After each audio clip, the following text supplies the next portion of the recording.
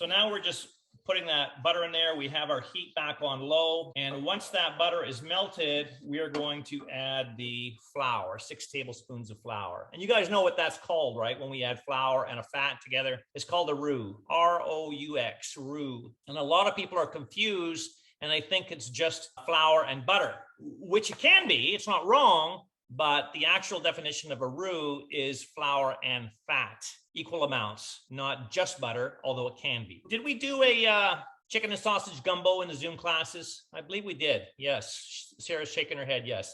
And in that one there, you notice that we did flour and oil for our roux. So that proves it right there. You don't have to have just butter. And a lot of people think it has to be just butter. It's not. Just any kind of fat, really.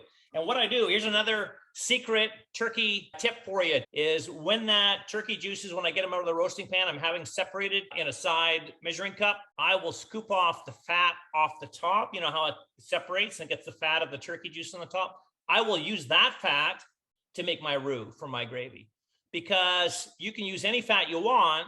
And if you're trying to make turkey gravy, what tastes more like turkey than turkey fat? Butter? No, turkey fat's going to taste more like turkey. So you use the turkey fat, which you're going to throw out anyway. So you might as well use it in the roux, right? When you're making your gravy in your roasting pan. But for tonight, we're making the gravy here in the pan, and we're just going to use butter. Now we're going to add that flour.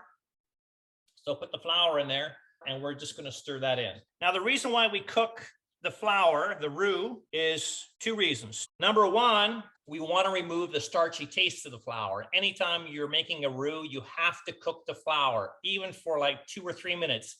You have to, crucial. Otherwise, your finished product is going to taste like raw flour. And I'll tell you right now, I've been at some family member's house for Christmas before, and I'm tasting the gravy, and I'm thinking to myself, man, did they even taste this thing, right?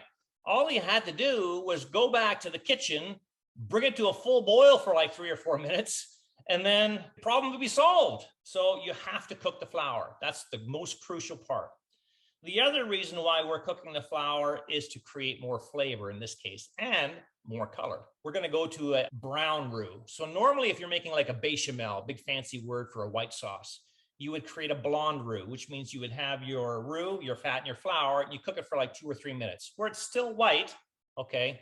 But the starch taste is removed, and it's not going to discolor that nice white sauce you're trying to achieve. By making a brown roux, it's going to go darker in color, and it's going to complement something that needs to be darker. We've all been there, right? We've trying to make a beef gravy or something. We put the flour and stuff in there, and it just blends it all out. It just makes it look like it's beige, right? It's like, okay, this doesn't look like a beef gravy anymore, is because we didn't cook the flour long enough. We need to make a brown roux for those applications. So that's what we're doing here today. And in turn, we're going to get a deeper, darker flavor as well, darker color and deeper flavor by doing that. The one downside, is there a downside for cooking a roux? Yes, there is. The longer you cook flour, the less thickening power it has. So let's say, I don't know, you're doing a recipe and you know off the top of your head that 6 tablespoons of flour is going to thicken, 3 cups of liquid, let's say. I'm just taking off the top of my head. Who knows if that's true or not? Like 3 cups of milk in a bechamel. Once you cook the flour, so we have 6 tablespoons in here, if that was the case, after a 45-minute cook time, it's no longer going to thicken 3 cups of liquid. It's not going to anymore. It's not going to have enough thickening power in it because we've cooked it longer. So we're giving up some of the thickening power for flavor and color. Okay. So I'll give it another stir since I'm blowing off all that steam talking about that. But hey, we're here to learn, right? We're here to give you the tools to be better in the kitchen in any application. Taking the Chef Des Zoom class is not just about you sitting there with me and we're just drinking some ginger ale and having a good time and me showing you a recipe. It's about giving you the skills, the ins and outs, the whys behind it, so you can approach many recipes in the future and just become overall better in the kitchen. That's what it's about, right? And have a good time with me tonight. I appreciate you guys being here.